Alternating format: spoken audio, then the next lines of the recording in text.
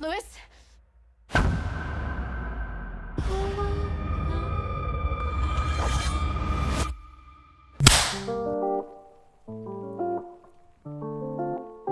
The original Smile movie was a surprising hit at the box office, and at the time the movie came out, it would be an average horror movie at best. After seeing all the creepy promotions, I still decided to give it a shot by watching it in theaters. And my initial thoughts of this movie were wrong. The original was far better than I expected, and as soon as it was over, I knew I wanted to see more. I wasn't surprised that a sequel was confirmed. So let's talk about Smile 2, our favorite parts, and how it could set up the scene for Smile 3. So, the plot begins days after the first movie ends, and Joel is still stuck with the smile curse, but he's trying to give it to a pair of criminals that he managed to track down. This is easily one of my favorite parts of the movie since the entire intro was a single shot, which was a surprising way to start things off. He managed to give a guy named Lewis the curse successfully, and as he tried to escape from the scene, he ran onto the road and unluckily was hit by a truck and didn't survive. So after this introduction, we follow our main protagonist, a pop star named Skye Riley, who Naomi Scott plays. I want to say that compared to the previous protagonist, Rose, played by Sosie Bacon, I thought Naomi Scott's performance stood out more to me as we watched her lose her mind in a much more chaotic fashion than Rose. I do think I prefer Naomi Scott's performance a little bit more. So we learned Skye was involved in a car accident resulting in constant back pain, so she sneaks off to meet Lewis for medication to deal with her pain. We see Lewis is acting crazy as he's been dealing with the smile curse, and he traumatizes Skye and spreads it to her. Like Rose, we watch Skye as the smile curse causes her to see hallucinations and struggles to differentiate what is and isn't real. Of all the hallucinations we see, two moments stood out to me. One is when she's lying in bed with her best friend and her face lights up, reminding Skye of her car accident, which does happen a lot throughout the movie, the constant reminders. The second moment was when all her co-workers and assistants were in her closet, and they moved when she looked away from them and chased her as she ran away. This was one of my favorite parts, and this reminded me of a horror short film I've seen before called The Other Side of the Box, where something similar happened where the protagonist was stuck in a corner as there were humanoid creatures on opposite sides. He couldn't keep an eye on both sides as they both moved when he wasn't watching them, much like what happened to Skye in that scene. I wonder if they got inspiration from that. Later on in the movie, we meet an ER nurse named Morris who is trying to help Skye defeat the curse since it's responsible for his brother's death. In the final act, they try to do this by temporarily stopping Skye's heart long enough for the curse to go away and he would revive her. It doesn't go as planned, and it turns out that the monster completely fooled Skye and that the past couple of days was a hallucination. In real time, she's actually on stage at Madison Square Garden in front of thousands of fans. The movie ends with the monster taking over Skye just like it did Rose and decides to traumatize the entire audience, potentially spreading the smile curse to thousands all at once. Although Smile 3 hasn't been officially announced yet, I expect it to happen since it's doing well at the box office. In terms of the plot, we see that the monster's power has escalated. The monster has gone from attaching itself to seemingly ordinary people, like Rose, to being connected to a pop star with fans. They'll most likely want to attach itself to someone with a large audience, so for the next movie, I can see the curse spreading to a politician, where it could spread at an even larger scale. It's also possible that the next movie could be a pandemic, people dying due to the smile curse, and the whole world will be made much more aware of the curse. We haven't got any official confirmation if the curse could spread